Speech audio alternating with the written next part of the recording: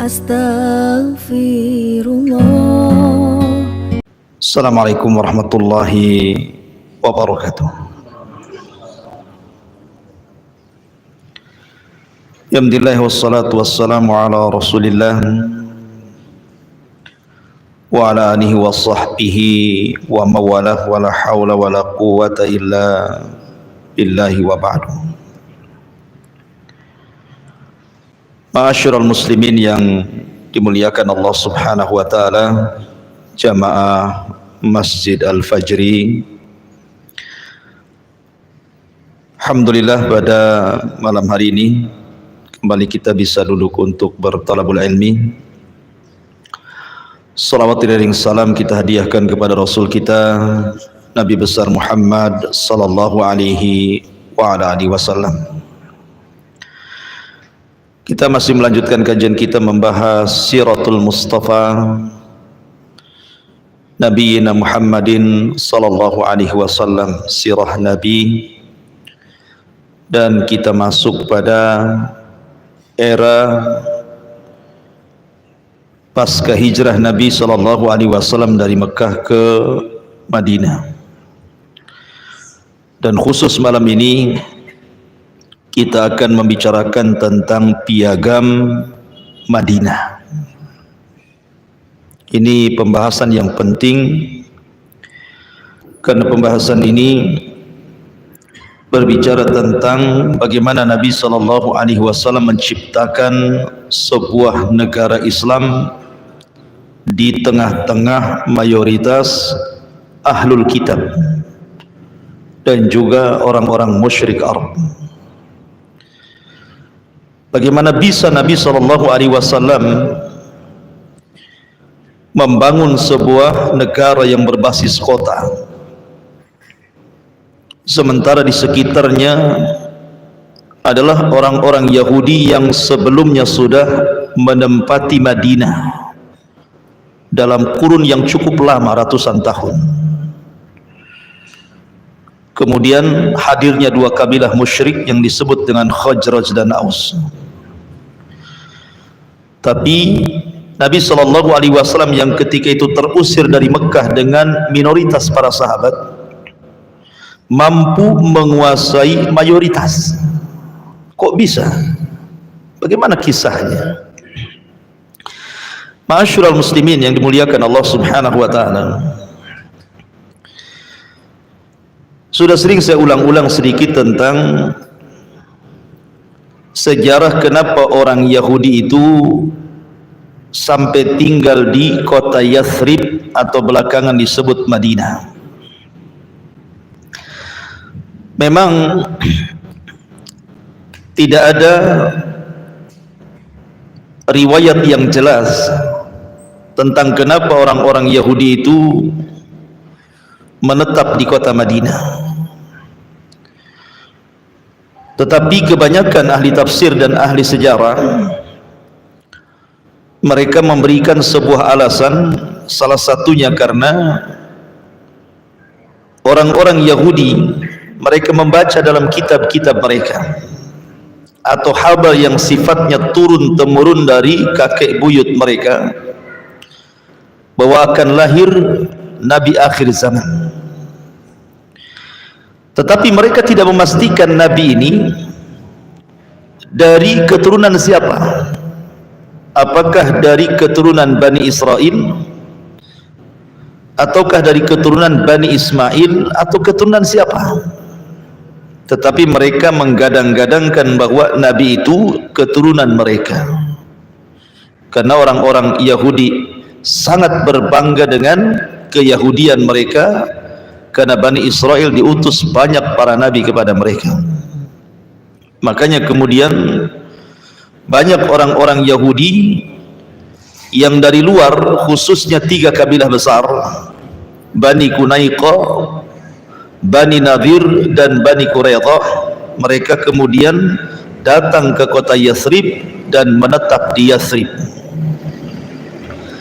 Karena tidak semua orang-orang Yahudi itu berasal dari luar. Ada orang-orang Arab yang karena banyaknya interaksi dengan orang-orang Yahudi akhirnya masuk Yahudi.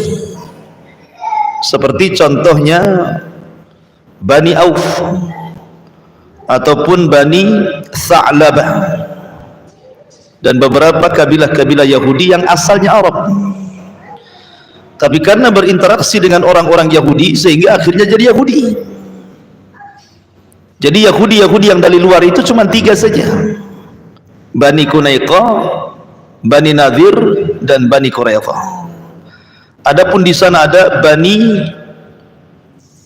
Bani Auf, kemudian Bani Najjar, Bani Al-Harith, Bani Sa'idah, kemudian Bani Jusam, dan juga yang lainnya Bani Sutaibah.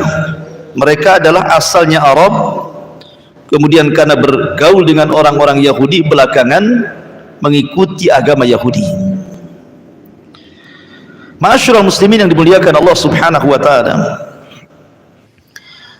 Dan ketika Yahudi kemudian masuk ke negeri Arab, mereka terpencar di beberapa daerah ya, seperti di Yathrib yang belakangan disebut Madinah, kemudian ada yang ke Taif, kemudian ada yang ke Khaybar, nanti ada perang namanya perang Khaybar gitu ya.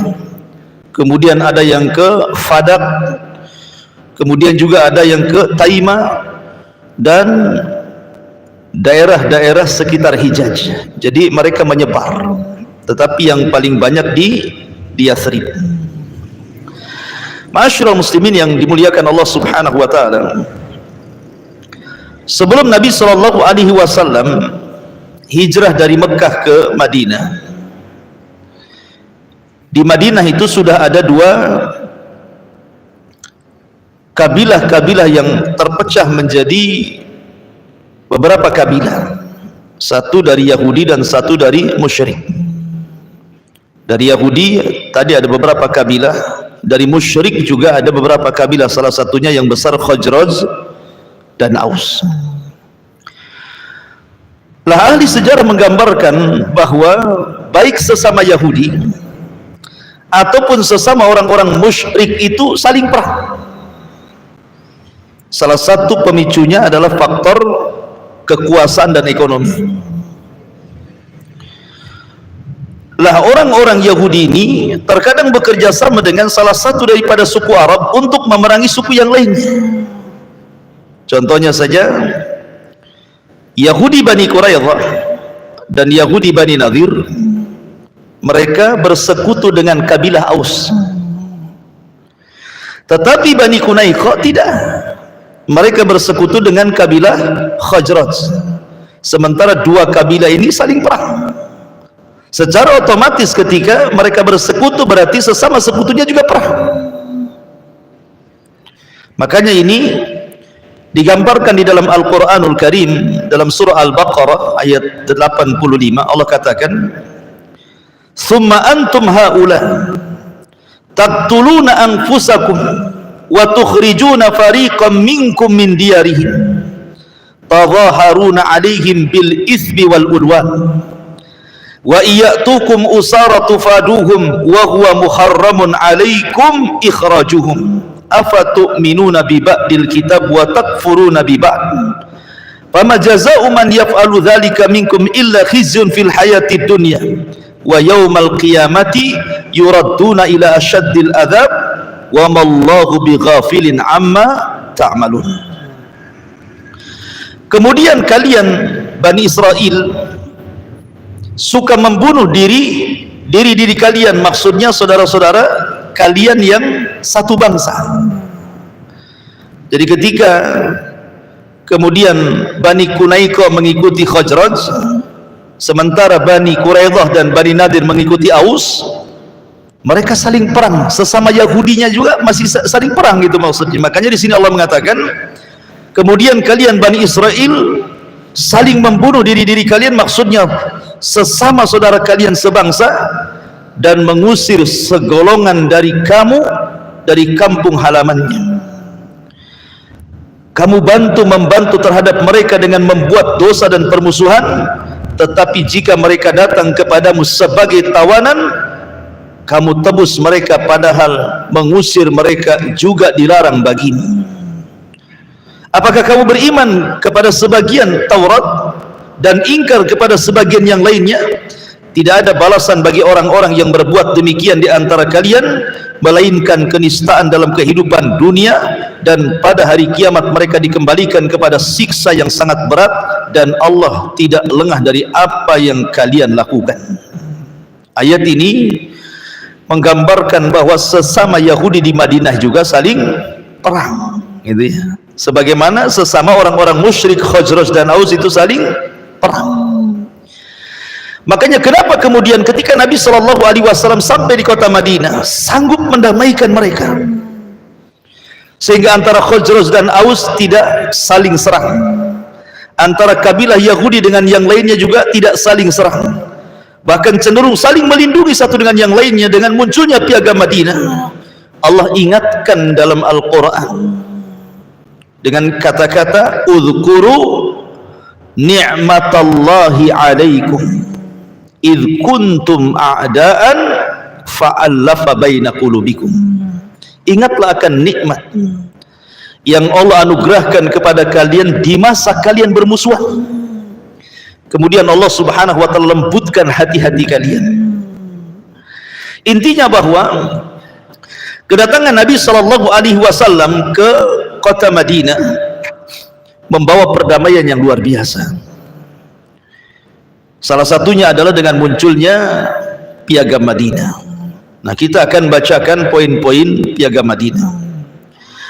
Namun sebelum kita membahas tentang poin-poin piagam Madinah, ikhwati fillah yang dimuliakan Allah Subhanahu wa taala, ada 5 poin dalam piagam Madinah itu yang bisa kita petik pelajaran sebelum kita masuk pada intinya. Pertama, dalam piagam Madinah itu ada hakul hayah. Kemudian yang kedua, hakku ikhtiyariddin. Kemudian yang ketiga, hakut tamalluk. Kemudian yang keempat, hakul adli. Dan yang terakhir, hakul muamalati. Dan inilah gambaran syariat Islam di tengah-tengah orang-orang yang berbeda agama. Pertama, hakul hayah, hak kehidupan, di mana dalam perjanjian piagam Madinah itu Nabi SAW mensyaratkan kepada seluruh kabilah-kabilah, baik Yahudi ataupun orang-orang musyrik, agar mereka hidup dengan aman. Tidak boleh ada pembunuhan, tidak boleh ada saling serang satu dengan yang lainnya, dan tidak boleh ada perampasan harta. Jadi betul-betul dibuat oleh Nabi SAW negara yang berbasis kota itu dipenuhi dengan keamanan. Artinya Nabi SAW berikan hakul hayah, hak kehidupan bagi antar umat beragama. Kemudian yang kedua, hakku ikhtiyariddin, hak kebebasan memilih agama. Karena dalam Islam itu lakum dinukum waliyadin. Lakum bagi kalian agama kalian, bagiku agama diriku. La ikraha fid din, tidak ada paksaan dalam Islam. Jadi orang-orang yang sebelumnya sudah beragama Yahudi tidak dipaksa oleh Nabi untuk beragama Islam. Jadi Nabi membiarkan orang-orang yang berbeda keyakinan berada di bawah naungannya. Dan ini menunjukkan bahwa beginilah bentuk toleransi Islam. Bagaimana Islam mengajarkan kepada kita bagaimana Islam itu tidak sebagaimana tuduhan orang-orang yang tegak karena sebuah pedang. Tidak. Islam menghormati agama yang lainnya. Karena Islam mengatakan lakum dinukum waliyadin. Nanti bagaimana teksnya nanti kita akan baca. Kemudian juga yang ketiga, hakut tamalluk. Nabi SAW memberikan hak kepada orang yang beda agama, hak kepemilikan. Artinya bahwa Rasul tidak merampas harta mereka. Orang Yahudi hidup dengan harta mereka, orang Islam pun hidup dengan hartanya orang-orang Islam. Tidak lantas kemudian Nabi SAW mengambil hak mereka untuk hidup ataupun sebaliknya. Jadi Nabi SAW memberikan hak kepada mereka kepada kepemilikan harta. Harta kalian ambil. Ya. Kemudian juga yang keempat, hakul adli, hak keadilan. Karena Nabi SAW memperlakukan kabilah-kabilah Yahudi satu dengan yang lainnya, ataupun kabilah-kabilah musyrik satu dengan yang lainnya, diperlakukan dengan perlakuan yang sama. Nanti kita akan baca teksnya ya. Kemudian yang terakhir, hakul muamalah. Hakul muamalah, ada hak bagaimana cara bermuamalah dengan cara orang-orang non-muslim kepada Islam, saling menghormati, saling membantu, dan begitu seterusnya. Ini sebenarnya 5 poin yang terkandung pada Piagam Madinah. Baik, kita akan baca. Piagam Madinah ini ada yang mengatakan isinya 47 pasal, tapi juga ada yang mengatakan 51 pasal. Saya akan baca terjemahnya saja, karena kalau saya baca Arabnya terlampau lama. Pasal yang pertama, sesungguhnya mereka satu umat berbeda dari komunitas manusia lainnya. Artinya bahwa orang-orang Yahudi, orang-orang kabilah-kabilah dari Khazraj dan Aus, ataupun orang-orang Muslim yang datang dari Mekah sebagai muhajirin, ketika mereka hidup di naungan satu piagam itu berarti satu umat. Tidak boleh saling mengganggu satu dengan yang lainnya, dan mereka harus saling rukun, dan kalau ada rongrongan dari luar maka mereka harus siap menghadapinya bersama-sama, karena mereka satu umat ya. Kemudian yang kedua, kaum muhajirin dari Quraisy sesuai keadaan kebiasaan mereka bahu-membahu membayar uang tebusan darah di antara mereka, dan mereka membayar tebusan tawanan dengan cara baik dan adil di antara orang-orang yang beriman. Jadi kaum muhajirin dari Quraisy, maksudnya Nabi SAW dan para sahabat Nabi SAW yang hijrah dari Mekah ke Madinah, itu disebut muhajirin dari Quraisy. Sesuai keadaan kebiasaan mereka, bahu-membahu membayar uang tebusan darah. Jadi kalau seandainya ada satu orang yang melakukan sebuah kejahatan, maka kemudian terjadi diat. Kalau pembunuhan diatnya 100 ekor unta gitu ya, maka harus sama-sama membayarnya dalam rangka membantu dan meringankan pihak yang lainnya, gitu maksudnya. Kemudian yang nomor 3, Bani Auf sesuai dengan keadaan kebiasaan mereka bahu-membahu membayar uang tebusan darah di antara mereka seperti semula, dan setiap suku membayar tebusan tawanan dengan baik dan adil di antara orang-orang yang beriman. Jadi kalau seandainya Bani Auf itu kan orang Yahudi dari Arab ya. Dia bukan orang Yahudi dari luar, orang Bani Auf ini. Jadi kalau seandainya kemudian di antara mereka ada yang melakukan kejahatan, kemudian sampai kemudian mereka mengeluarkan diat, maka satu kabilah Bani Auf harus juga membayar diat itu.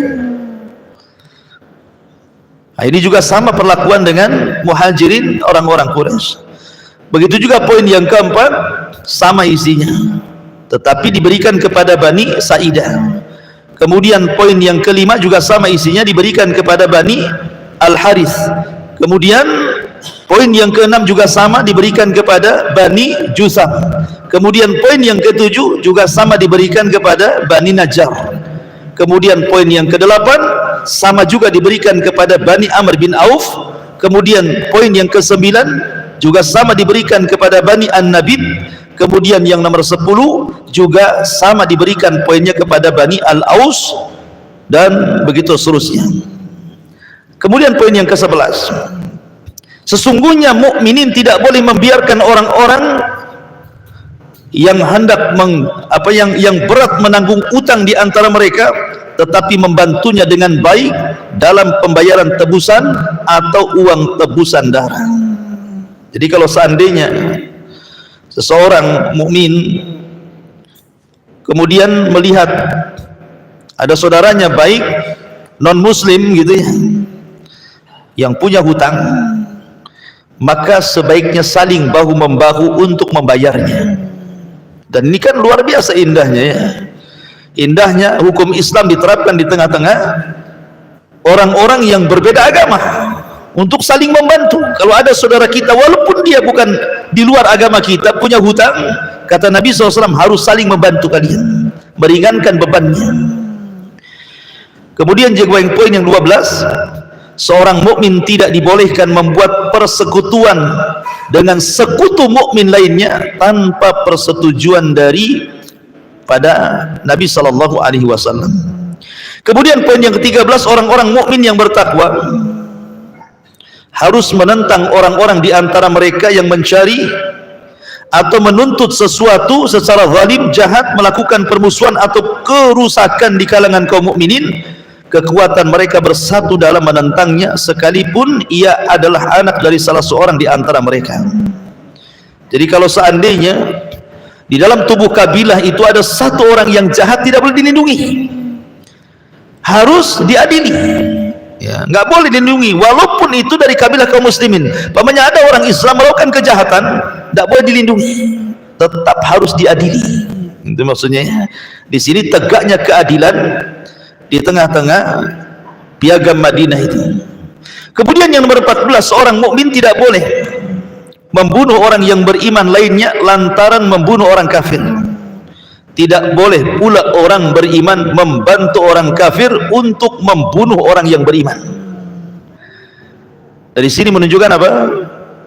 Bahwa seorang yang beriman apabila membunuh kafir tidak ada qisas.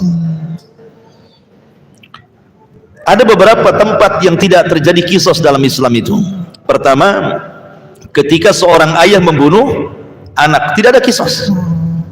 Kalau ada orang tua membunuh anaknya, tidak ada qisas.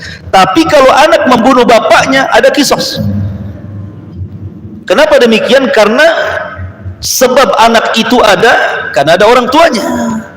Bagaimana pula kemudian orang yang menyebabkan dia ada kemudian membunuh orang itu? Makanya kalau anak membunuh orang tua, qisas. Tapi kalau orang tua membunuh anak, tidak ada qisas. Ya. Kemudian seorang mukmin apabila membunuh kafir, tidak ada qisas, tetapi mungkin bisa dialihkan kepada diat seperti itu ya. Ataupun yang tidak ada qisas adalah eksekutor qisas. Umpamanya ada orang yang berlaku kriminal dalam sebuah negara, kemudian dia dihukum pancung. Kan ada petugas-petugas khusus pancung kan itu, ini eksekutornya kan. Walaupun dia yang memancung, tidak ada qisas bagi dia karena dia sedang melaksanakan tugas negara dan tugas agama, gitu ya. Jadi itu harus dipahami.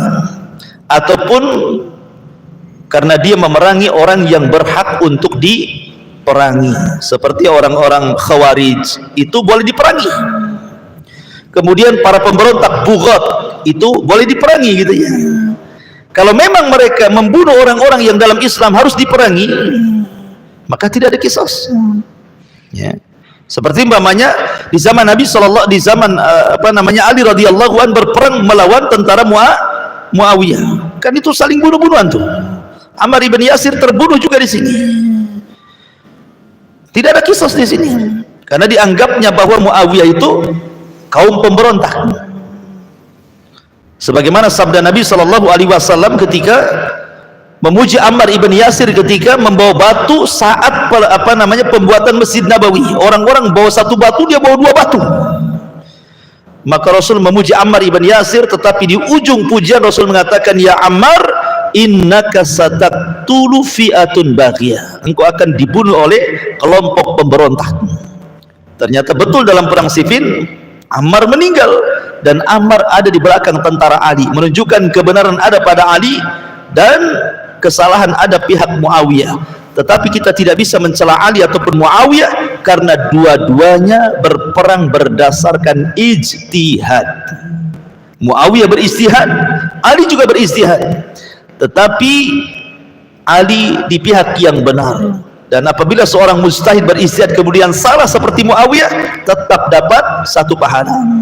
Karena kita tidak boleh mencela sahabat. Muawiyah itu penulis wahyu Nabi sallallahu alaihi wasallam. Ya. Baik, kemudian ma'asyiral muslimin yang dimuliakan Allah Azza wa Jalla, yang nomor 15, jaminan Allah adalah satu. Jaminan perlindungan diberikan oleh mereka yang dekat. Sesungguhnya mukmin itu saling membantu, tidak bergantung kepada golongan orang lain. Maksudnya begini, kalau ada orang kafir meminta perlindungan kepada satu orang beriman, dan orang yang beriman ini melindunginya, maka satu kabilah atau semua orang Islam wajib melindunginya, walaupun yang melindungi itu orang yang paling rendah. Ya. Contoh kasus siapa? Kasus suaminya Zainab. Zainab bintu Rasulullah sallallahu alaihi wasallam, Abul As ibn Rabi. Abul As ibn Rabi ini tertangkap dua kali. Pertama dalam perang Badar. Abul As ibn Rabi ini suami daripada Zainab, kemudian tertangkap, kemudian menjadi tawanan, kemudian dibebaskan oleh Zainab dengan mengirim kalung hadiah daripada Khadijah pada hari pernikahannya. Sampai Rasul melihat kalung itu menangis dan teringat dengan Khadijah, kemudian mengatakan kepada para sahabatnya, sebaiknya kalung ini hantarkan kembali kepada putriku Zainab di Mekah, kembalikan suaminya, bebaskan dia. Kemudian penangkapan yang kedua, ketika Abul As ibn Rabi pulang dari Syam membawa dagangan penduduk Mekah, ketangkap oleh tentara Nabi, kemudian jadi tawanan, ya kan? Lah kemudian Abul As ibn Rabi tiba-tiba ketika jadi tawanan masuk ke rumahnya Zainab dan meminta perlindungan. Maka Zainab kemudian lari, Rasul sedang salat subuh tuh dengan sahabatnya. Kemudian dia berteriak dan mengatakan, sesungguhnya Abul As ibn Rabi dalam perlindunganku, lindungi dia. Habis sholat Rasul tanya para sahabatnya, kayaknya suara Zainab tadi bicara, ngomong apa dia katanya. Maka sahabat mengatakan, dia mengatakan bahwa dia hendak melindungi suaminya Abul As ibn Rabi, maka lindungilah. Maka sahabat serentak mengatakan, kami melindungi yang dilindungi oleh Zainab. Nah, lihat bahwa suara kaum muslimin itu serentak, ketika satu orang melindungi, semua harus melindungi. Menunjukkan apa? Ukhuwah yang kuat sesama kaum muslimin kan. Kemudian juga yang nomor 16, sesungguhnya orang-orang Yahudi yang mengikuti kita berhak atas pertolongan dan santunan sepanjang mukminin tidak terzalimi dan ditentang olehnya. Jadi orang-orang Yahudi yang mengikuti perjanjian ini, ya, kalau memang dia susah, kita berhak menolongnya. Kita berhak menolongnya. Ingat, ini bab muamalah ya, bukan bab agama ya. Ini bab muamalah. Jadi kalau ada orang Yahudi kelaparan, kita kasih makan, itu maksudnya. Kalau ada orang-orang kafir yang memang berhajat, membutuhkan kita, kita tolong. Makanya dalam Islam itu kan, ketika kita bicara tentang hakul jiran, hak bertetangga, ada 3. Pertama, tetangga yang punya 3 hak. Kalau seandainya satu dia kerabat dan dia seorang muslim, berarti dia punya 3 hak: hak bertetangga, hak seorang muslim, dan hak kerabat. Kemudian yang kedua, kalau ada tetangga yang memiliki 2 hak, ketika dia seorang mukmin dan dia bukan kerabat, berarti kita berikan hak bertetangga dan hak seorang muslim, 2 hak dia dapat. Tapi kalau dia bukan mukmin, bukan kerabat, dan dia orang kafir, tetap dia punya 1 hak, disebut dengan hakul jiran, hak bertetangga. Dia punya hak. Seperti apa contohnya hak bertetangga? Allah Subhanahu wa taala berfirman, ara'aital ladzi yukadzibu biddin fadzalika alladzi yad'ul yatim. Kemudian di ujung ayat Allah mengatakan wa yamnaunal ma'un. Apa wa yamnaunal ma'un itu? Salah satu tanda-tanda orang para pendusta agama itu mencegah kalau tetangganya datang meminjam sesuatu dari perkakas rumahnya. Jadi kalau ada seorang non muslim datang ke rumah dan dia tetangga, entah pinjam periuk, entah pinjam pisau, entah pinjam panci, entah pinjam kuali, atau pinjam bumbu-bumbu dapur, atau mungkin pinjam motor antum, maka antum tidak boleh mencegah. Dia punya hak dalam bertetangga, ya kan? Nah, itu maksudnya di sini. Baik. Kemudian setiap pasukan yang berperang bersama harus bahu membahu satu sama lain. Jadi kalau urusan harta dalam posisi damai, oke, harta kalian, harta kalian, harta kami, harta kami. Kami tidak akan mengambil harta kalian sebagaimana kalian tidak boleh mengambil harta kami. Itu dalam posisi damai.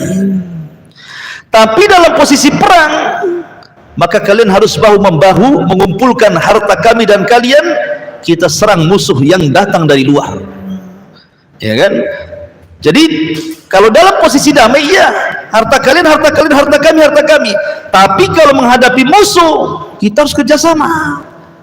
Mana harta kalian, harta kami, ayo kita usir musuh kita, baik musuh orang-orang kafir Quraisy ataupun musuh yang jauh dari Persia dan Romawi, gitu ya bahasanya. Nah, itu juga harus dibedakan. Kemudian juga orang-orang mukmin membalas pembunuh mukmin lainnya dalam peperangan di jalan Allah. Orang-orang mukmin membalas pembunuh mukmin lainnya dalam peperangan di jalan Allah.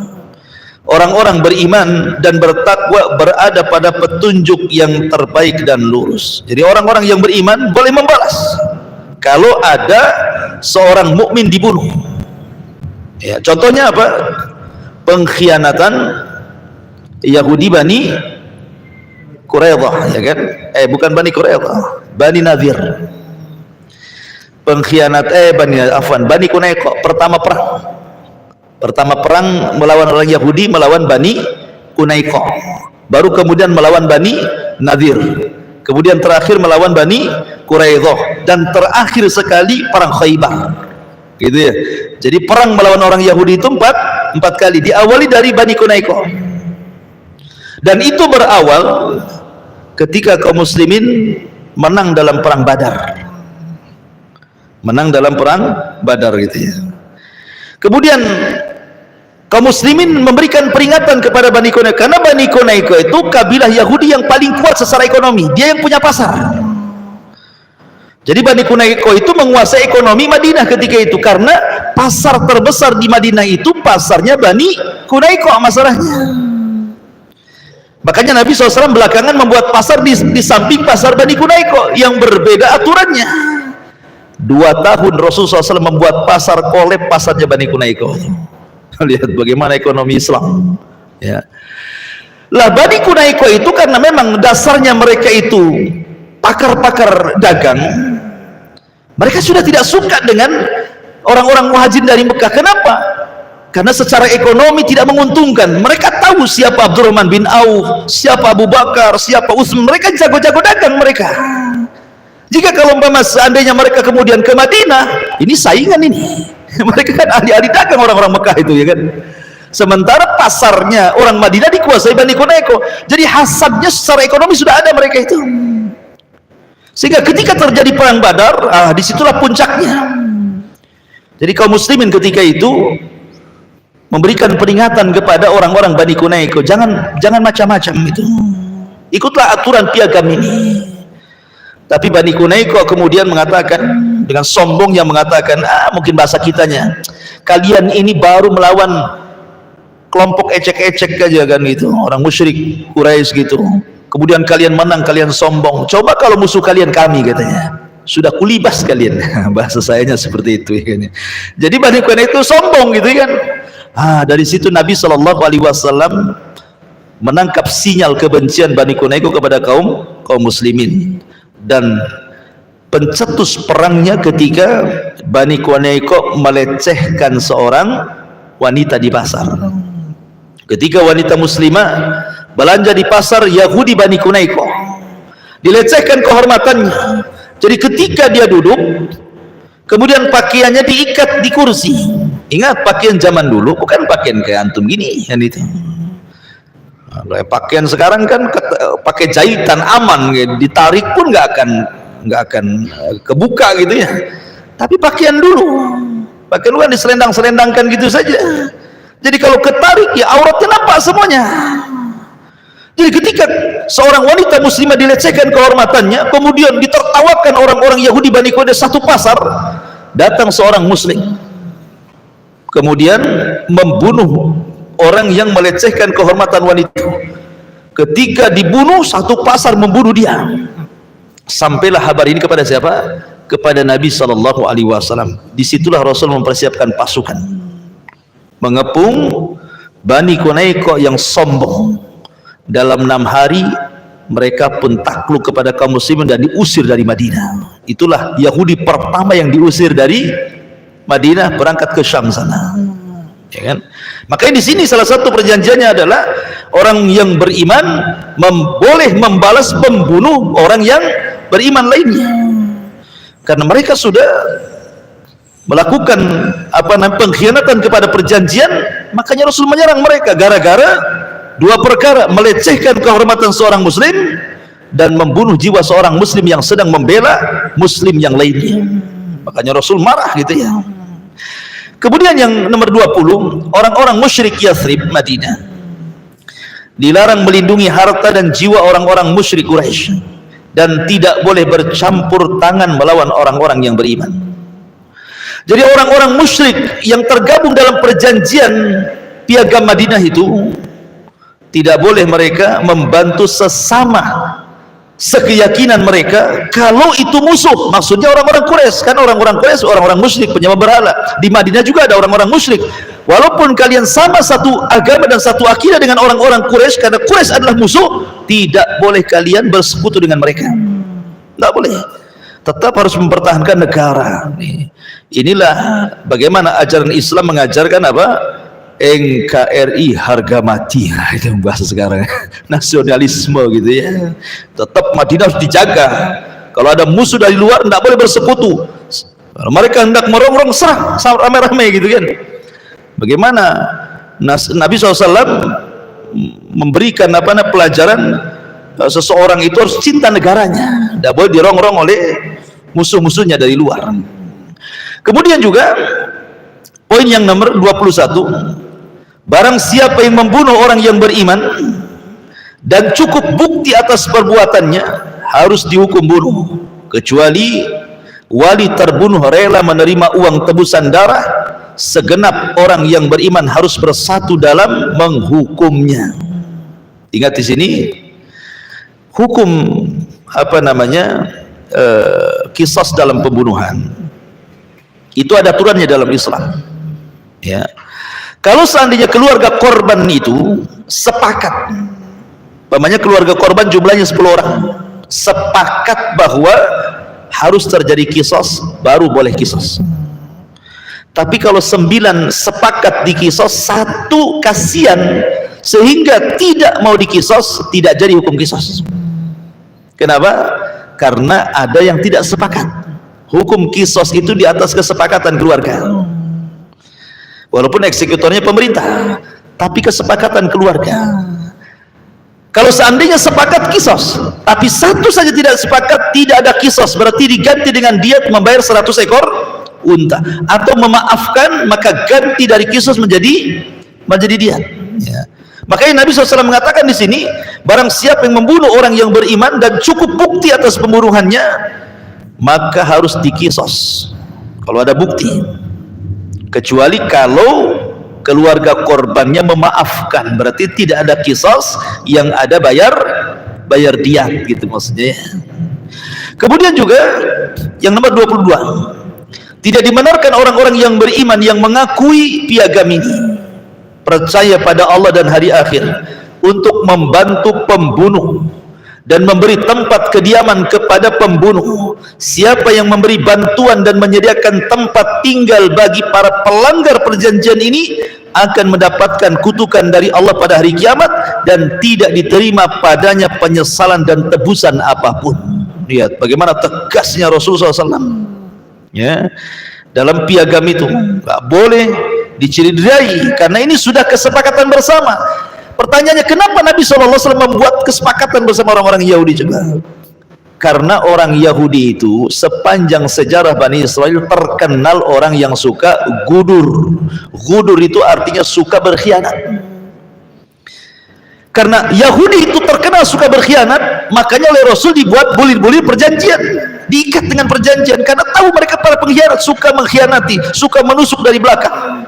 Makanya Rasul dibuat undang-undang gitu kan, siapa yang keluar dari undang-undang ini berarti musuh bersama, gitu ya. Jadi mereka nggak bisa ngelak gitu ya. Walaupun kenyataannya 3 Yahudi rupanya melanggar perjanjian ini. Kemudian juga yang nomor 23, apabila kamu berselisih tentang sesuatu, penyelesaiannya menurut ketentuan Allah dan keputusan Rasul. Subhanallah, lihat. Jadi yang diterapkan di Madinah itu hukum Islam. Ya, hukum Islam. Kalau ada apa-apa harus dikembalikan kepada Allah dan Rasulnya.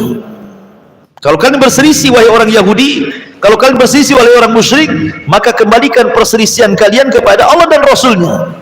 Ini menunjukkan bahwa syariat Islam itu bisa ditegakkan di tengah-tengah orang-orang yang berbeda agama. Itu maksudnya ya. Jadi syariat Islam itu bisa ditegakkan di tengah-tengah orang yang berbeda agama. Sangat mungkin dan tidak mustahil. Buktinya Nabi SAW sudah menerapkan itu, bahwa syariat Islam itu sangat relevan, sangat cocok itu. Karena apabila apabila sebuah negara dan mayoritas kaum muslimin, sementara yang minoritas orang-orang kafir, pasti aman orang kafir itu. Nggak mungkin tidak aman. Kenapa? Karena ada hak keamanan. Makanya Rasul mengatakan, man qatala dhimmiyan lam yajid raihatal jannah. Siapa yang membunuh kafir dhimmi tidak akan mencium bau surga. Ya kan? Tidak akan mencium bau surga. Jadi orang-orang kafir aman. Coba kita balik. Kalau seandainya sebuah negara yang mayoritas orang kafir, yang minoritas orang yang beriman, kira-kira apa yang terjadi? Seperti Andalusia tempo dulu, dipaksa orang-orang yang beriman murtad, kalau tidak dibunuh, ya kan? Mungkin yang belakangan ya kaum muslimin yang ada di Rohingya contohnya kan, kurang lebih seperti itulah ya. Artinya bahwa syariat Islam itu bisa diterapkan di tengah-tengah umat yang berbeda agama. Aturan-aturan muamalah dunianya. Kalau aturan-aturan agama kan lakum dinukum waliyadin, ya, lain lagi ceritanya ya. Baik. Kemudian juga yang nomor 24, kaum Yahudi memikul biaya bersama orang-orang yang beriman selama dalam peperangan. Dari sini menunjukkan bahwa Nabi SAW mengajarkan untuk memiliki jiwa nasionalisme. Artinya kalau urusan negara ini sama-sama, kalau sampai negara kita diserang maka sama-sama kita hadapi, gitu maksudnya, supaya tetap aman. Tapi apa yang terjadi? Orang-orang Yahudi berkhianat. Contohnya apa? Yahudi Bani Quraidah dalam perang apa? Dalam perang Ahzab, ya kan? Sebenarnya Yahudi Bani Quraidah ini mereka tidak mau pada awalnya untuk melanggar perjanjian ini, tapi karena ada hasutan dari orang-orang musyrik, kemudian pembesar-pembesar Yahudi yang sudah diusir sebelumnya, kemudian melihat peta kekuatan menang di pihak musuh, makanya dia berkhianat. Tetapi mereka tidak paham bahwa Allah Subhanahu wa ta'ala sanggup memenangkan peperangan dengan jumlah yang sedikit dan dengan jumlah yang besar dari pihak musuh. Makanya dalam perang Ahzab itu Allah Subhanahu wa ta'ala kirim malaikat dengan membawa angin yang sangat dahsyat, dan angin ini memporak-porandakan seluruh tenda-tenda, kemah-kemah, sehingga kuda-kuda yang ditambatkan kabur karena ketakutan.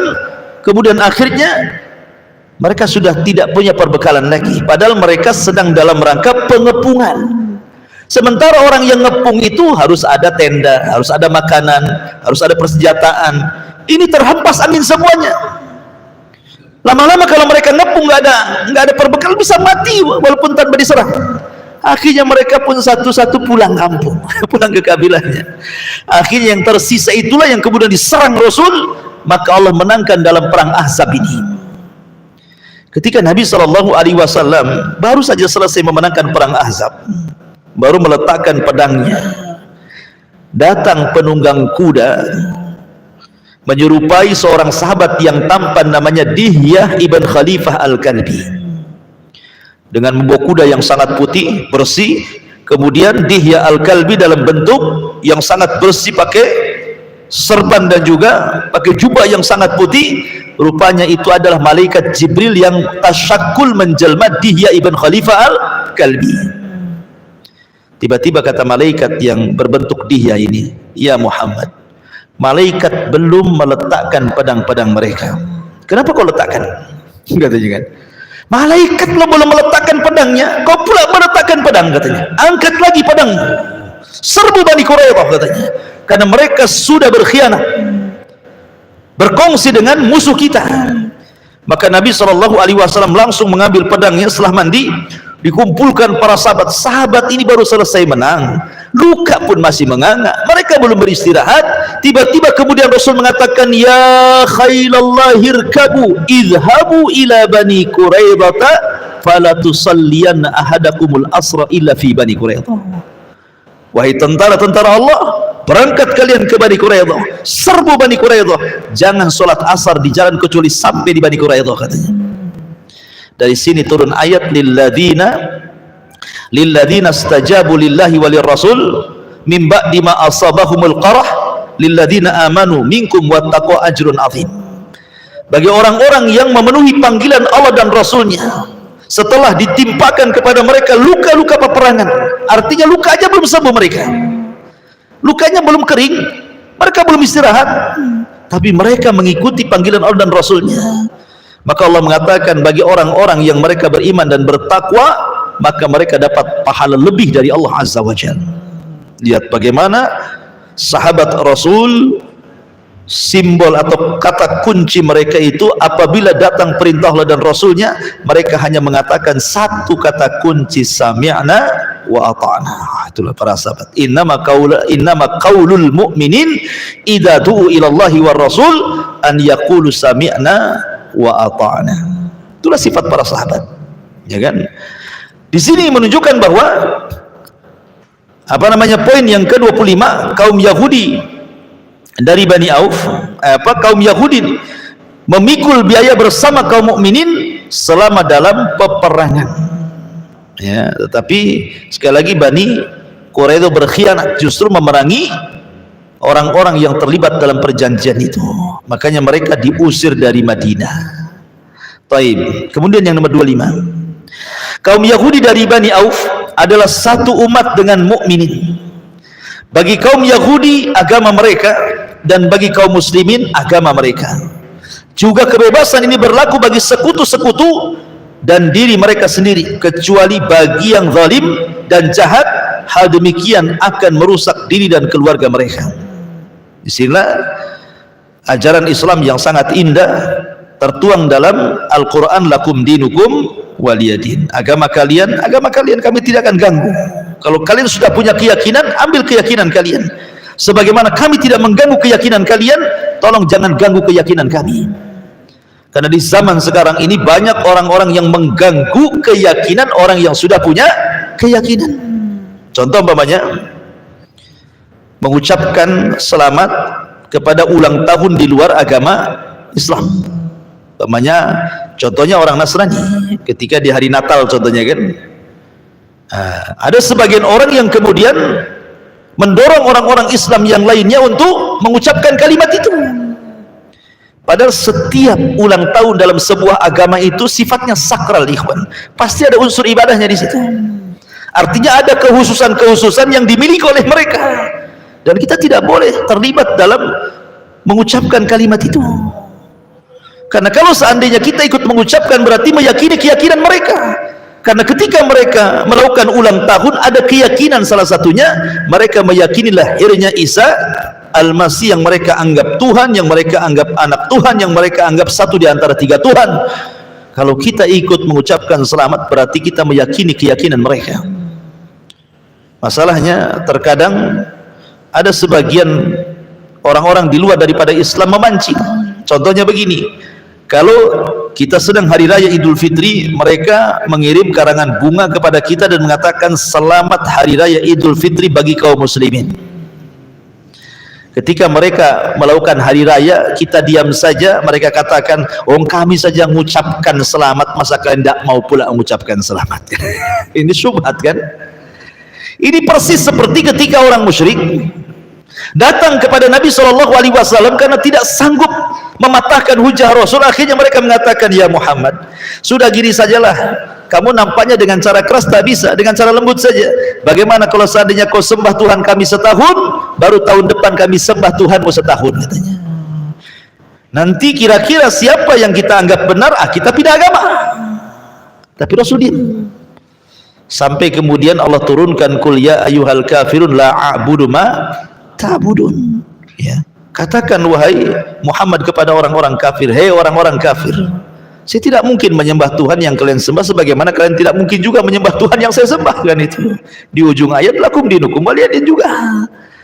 Artinya bahwa tidak bisa toleransi kekebablasan bahasa kitanya kemudian sampai menghalalkan yang diharamkan Allah Subhanahu wa taala. Taib. Kemudian selanjutnya, kaum Yahudi Bani Najjar diperlakukan sama dengan Yahudi Bani Auf. Pasal ini juga berlaku kepada Yahudi-Yahudi yang lainnya, dari mulai pasal 27 sampai kepada pasal ke-35.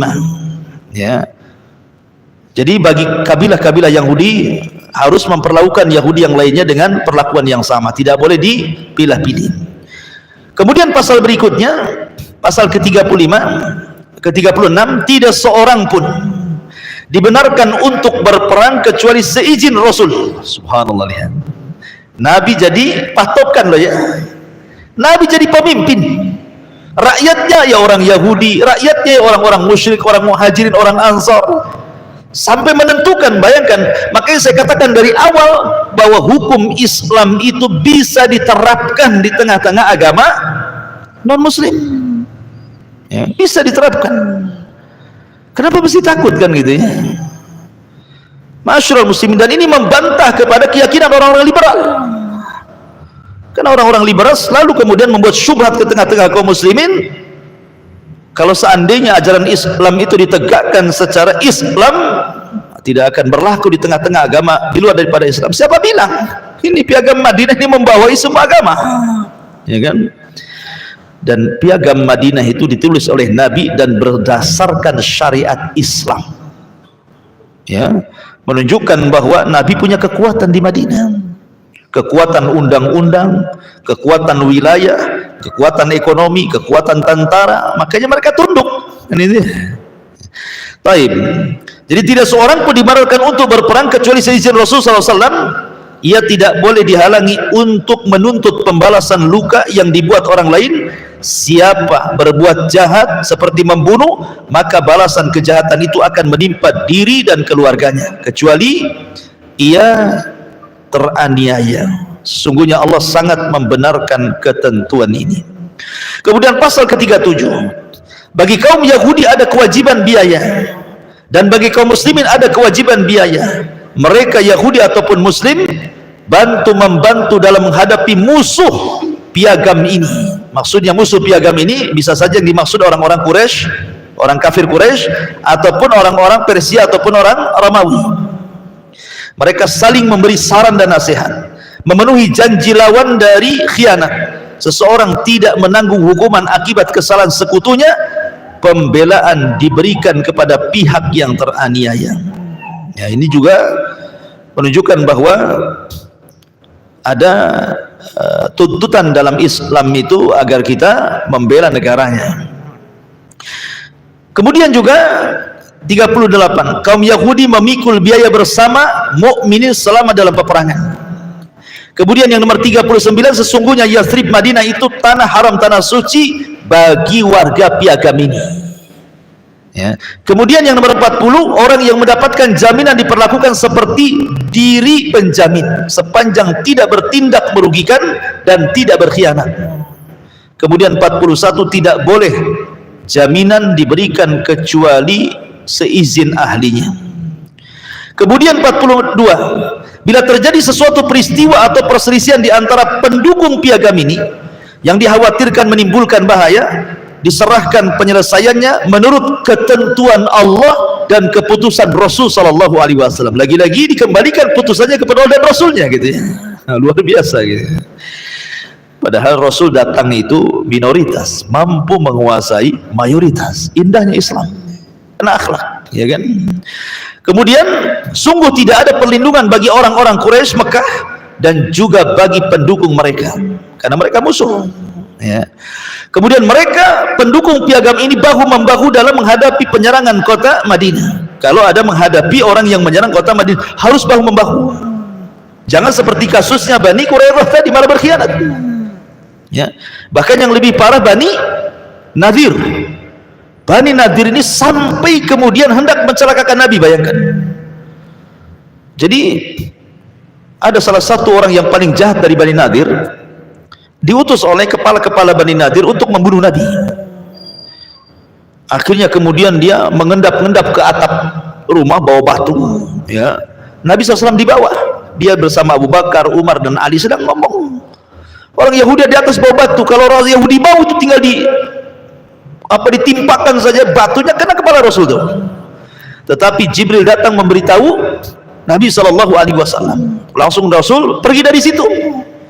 Kemudian Rasul langsung menyiapkan pasukan dan mengepung Bani Nadir karena pengkhianatannya ini. Masa mereka membunuh Nabi gitu ya. Baik. Kemudian yang 45, apabila pendukung piagam diajak berdamai dan pihak lawan memenuhi perdamaian serta melaksanakan perdamaian itu, maka perdamaian itu harus dipatuhi. Artinya begini, makanya dalam Islam itu kafir dibagi 3 kan? Maksudnya yang tidak boleh diperangi. 1 kafir dhimmi, 2 kafir musta'man, 3 kafir ahdi. Yang 1 boleh diperangi, namanya harbi. Tapi yang 3 tidak boleh. Kafir dhimmi itu maksudnya kafir yang satu KTP dengan kita. Ya, umpamanya kita punya tetangga, KTP-nya sama-sama orang Indonesia, tapi berbeda agama dalam KTP. Dia tetangga kita, itu disebut dhimmi, hidup bersama kita. Tidak boleh diperangi. Siapa yang melawani kafir yang seperti ini tidak akan mencoba surga, kata Nabi. Atau yang kedua, kafir musta'man. Ada saudara kita dari Singapura, orang kafir, mau suaka ke Indonesia, entah dalam rangka jalan-jalan, entah dalam rangka bisnis. Kemudian Republik Indonesia memberikan soft paspor, keamanan, diterima suakanya, maka kita wajib melindungi dia karena dia termasuk kafir musta'man. Kemudian yang ketiga ada namanya kafir ahdi. Yang dimaksud di sini, ya, kafir ahdi itu maksudnya kafir yang ada hubungan perjanjian, pamannya negara Islam melakukan perjanjian dengan negara kafir, entah masalah ekonomi, entah masalah politik, entah masalah bilateral, entah masalah apa namanya ya, perjanjian. Berarti negara yang ada hubung kait perjanjian dengan negara Islam, negara itu tidak boleh serang. Maka di sini Nabi SAW mengatakan, apabila pendukung piagam diajak berdamai dan pihak lawan memenuhi perdamaian serta melaksanakan perdamaian itu, maka perdamaian itu harus dipatuhi. Gitu ya. Ya. Jika mereka diajak berdamai seperti itu, kaum mukminin wajib memenuhi ajakan dan melaksanakan perdamaian itu, kecuali terhadap orang-orang yang menyerang agama yang disebut dengan kafir harbi. Kalau kafir harbi lain, pamannya Yahudi nodong senjata sama orang Islam seperti Israel dengan Palestina gitu ya. Ya enggak mungkin lah antum ditodong senjata diam saja, konyol lah, kita mati. Lawan lah kan itu ya. Kalau diserang lawan. Tapi kalau mereka tidak menyerang, mereka dhimmi, mereka musta'man, mereka ahdi, haram, kita harus melindunginya. Setiap orang wajib melaksanakan kewajiban masing-masing sesuai tugasnya. Kemudian pasal yang ke-46, kaum Yahudi Al-Aus sekutu dan diri mereka memiliki hak dan kewajiban seperti kelompok lain pendukung piagam ini dengan perlakuan yang baik dan penuh dari semua pendukung piagam ini. Sesungguhnya kebaikan kesetiaan itu berada dari kejahatan pengkhianatan.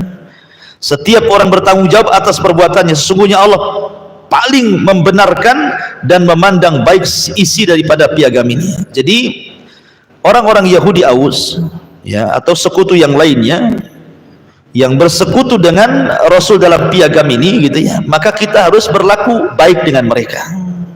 Siapapun yang jadi sekutu kita, kita harus berlaku baik kepada mereka. Artinya tunjukkan akhlak kepada mereka bahwa kita bukan umat yang jahat gitu ya.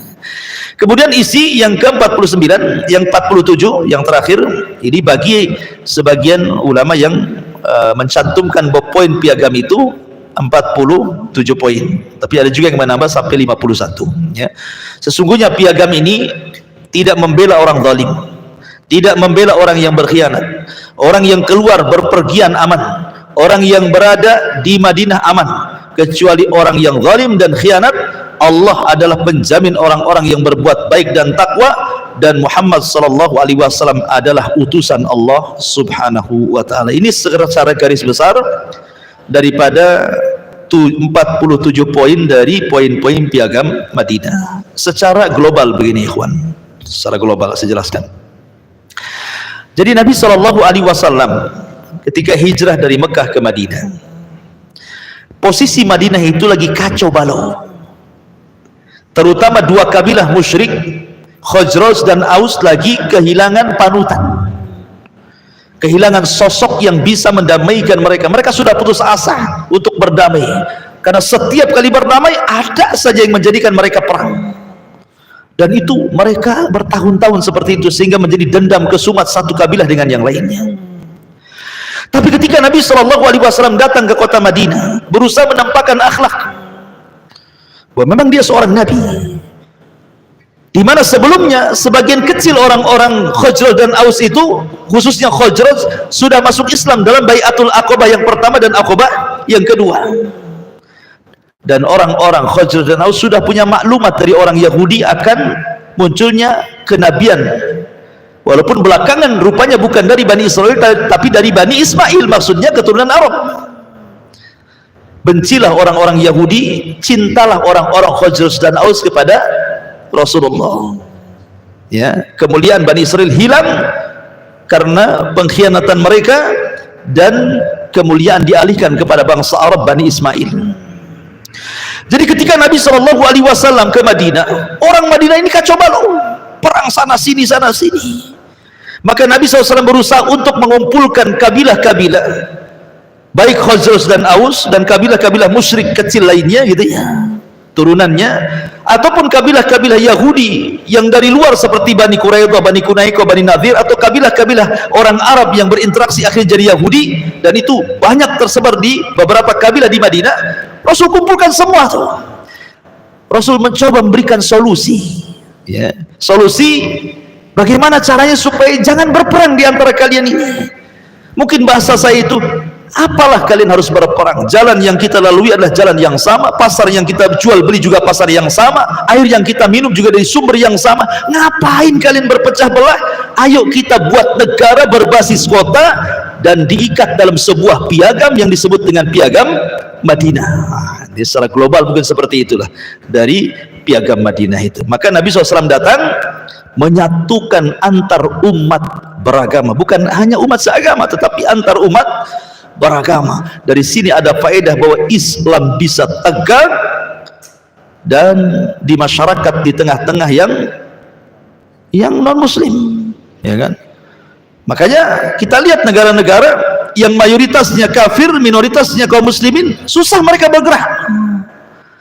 Tetapi kalau seandainya kayak di Indonesia ini mayoritas muslim kan, orang-orang kafir susah, enak saja mau cari harta, mau mereka ke tempat ibadah mereka, lakum dinukum waliyadin.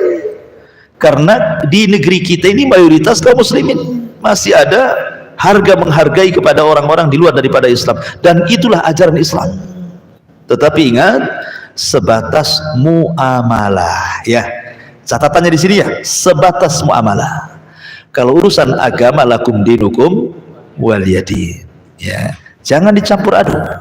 Kalau urusan agama tidak boleh ada campur-campuran, apalagi aduk-adukan, apalagi campur aduk lagi. Jadi tidak bisa. Kalau urusan agama, agama kalian, agama kami. Kalau urusan muamalah ya, Anda non muslim mau beli ke saya silahkan, saya seorang muslim mau beli sesuatu dari Anda silahkan. Nabi SAW berniaga dengan orang-orang Yahudi, bahkan Rasul kemudian menggadaikan baju besinya dengan beberapa karung gandum bersama orang Yahudi. Soal muamalah bebas ya.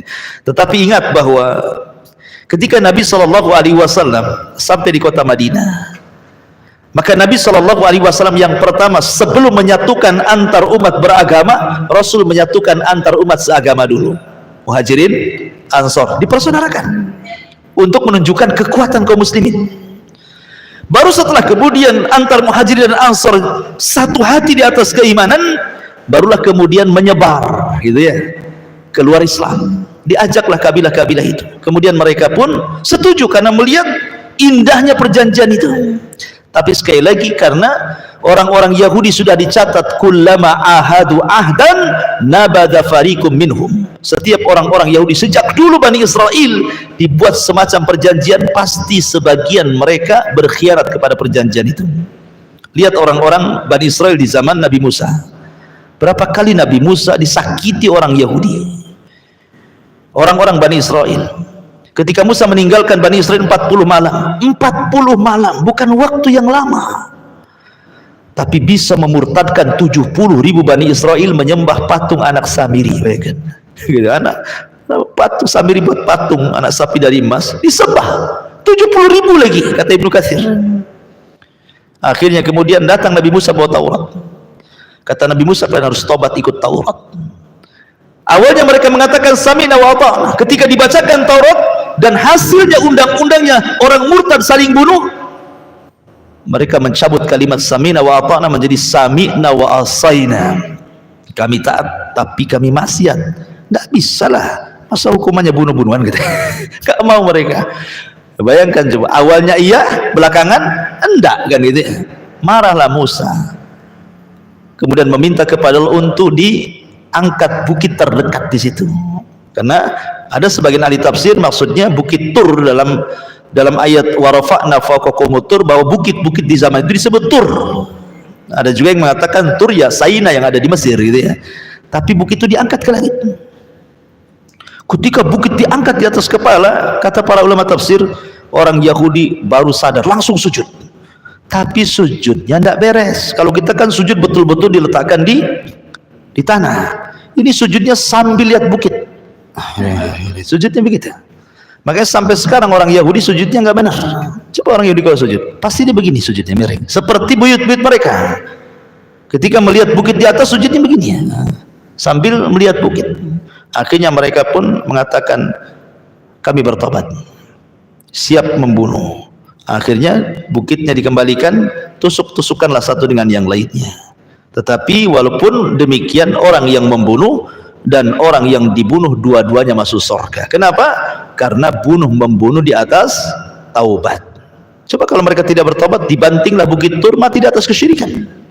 Tentu mati di atas taubat lebih baik dibandingkan mati di atas kesyirikan dengan itu. Intinya orang Yahudi suka berkhianat sejak zaman dulu.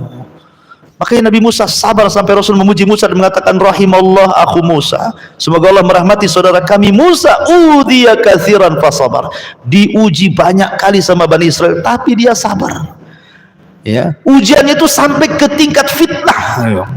Bayangkan Nabi Musa difitnahkan, Anda mau mandi bareng-bareng, jangan-jangan Musa itu badannya kayak perempuan gitu, nggak punya otot, bahasa kitanya kan, nggak punya otot kayak perempuan, kayak banci gitu. Akhirnya kemudian Allah ingin bela nabinya, mandilah Nabi Musa, diletakkan baju di atas batu, batunya pula berjalan. Allah buat batu itu berjalan sampai batu itu lewat di tengah-tengah Bani Israel yang sedang mandi rame.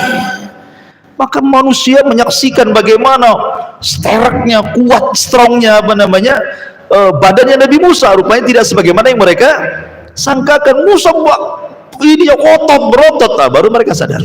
Sampai ke tingkat seperti itu mereka menuduh Nabi Musa. Bahkan ketika Nabi Harun, tidak ada yang menyaksikan kecuali Musa. Kemudian setelah Harun meninggal, kemudian dimandikan, dikafankan, dikuburkan, kemudian mereka Musa mendatangi Bani Israel dan mereka bertanya, aina Harun, di mana Harun? Kata Musa sudah meninggal.